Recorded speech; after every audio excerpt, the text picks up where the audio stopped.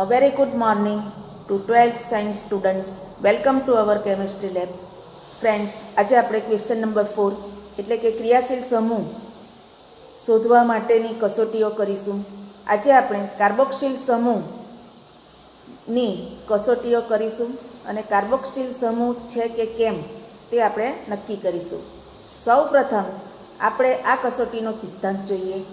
તો આ કસોટીનો સિદ્ધાંત છે કાર્બોક્સિલ સમૂહો ધરાવતા કાર્બનિક સંયોજનોને કાર્બોક્સિલિક એસિડ સંયોજનો કહે છે. કાર્બોક્સિલ શબ્દ કાર્બોનિલ અને હાઇડ્રોક્સિલ શબ્દોના સંયોજનથી બનેલો છે. આ એસિડ સંયોજનો વાદળી લિટમસ પત્રને લાલ બનાવે છે અને સોડિયમ હાઇડ્રોજન કાર્બોનેટ દ્રાવણ સાથે પ્રક્રિયા કરીને કાર્બન ડાયોક્સાઇડ બનવાને કારણે ઉભરા ઉત્પન્ન કરે છે. આ કસોટી એવી છે કે જે કાર્બોક્સિલિક એસિડ સંયોજનોને ફિનોલ સંયોજનોથી વિભેદિત કરે છે. એટલે ફ્રેન્ડ્સ, સૌથી પહેલું આપણે એસિડિક સમૂહ નક્કી કરીને કાર્બોક્સિલ સમૂહ અને ફિનોલિક સમૂહને આપણે છૂટા પાડવાના છે. તો સૌપ્રથમ આપણે જરૂરી પદાર્થો જોઈ લઈએ. તો benzoic acid, acetic acid, oxalic acid અને બેન્ઝોઇક એસિડ એ કેવા છે? સોલિડ ફોર્મમાં, અને એસેટિક એસિડ એ કેવું છે? લિક્વિડ ફોર્મની અંદર રહેલું છે. આ સિવાય બીજો જરૂરી પદાર્થ છે sodium bicarbonate, sodium hydrogen carbonate.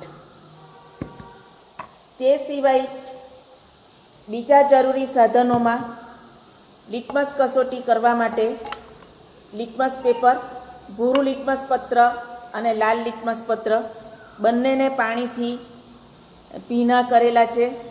તો સૌથી પહેલું કામ આપણે લિટમસ કસોટી કરીશું. લિટમસ કસોટી કરવા માટે હું અહીં આગળ એક ડ્રોપરનો યુઝ કરીશ. આ ડ્રોપર વડે સૌ પ્રથમ હું એસેટિક એસિડને લાલ લિટમસ પત્ર ઉપર અહીં આગળ એનું ડ્રોપ મૂકીશ. તમે જોજો લાલ લિટમસ પત્ર ઉપર એની શું અસર થાય છે. ભીના કરેલા લાલ લિટમસ પત્ર ઉપર એસિડની કોઈ અસર થતી નથી. હવે આ જ એસિડને હું ભીના બ્લુ લિટમસ પત્ર ઉપર મૂકું છું. જુઓ કેટલો સરસ લાલ કલર મળે છે.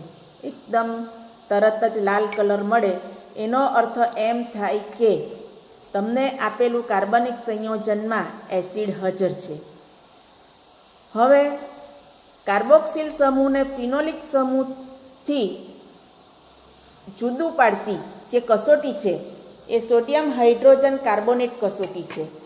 તો મિત્રો, સોડિયમ હાઇડ્રોજન કાર્બોનેટનું દ્રાવણ પાણીમાં ઓલરેડી મેં બનાવી દીધેલું છે અને થોડું દ્રાવણ હું બીજી ટેસ્ટ ટ્યુબની અંદર લઉં છું. હવે આની અંદર હું સૌથી પહેલું એસેટિક એસિડ નાખીશ. તમે જોજો આની અંદર શું પરિણામ મળે છે. જુઓ ફ્રેન્ડ્સ, સોડિયમ હાઇડ્રોજન કાર્બોનેટનું દ્રાવણ અને એની અંદર એસેટિક એસિડ નાખીએ.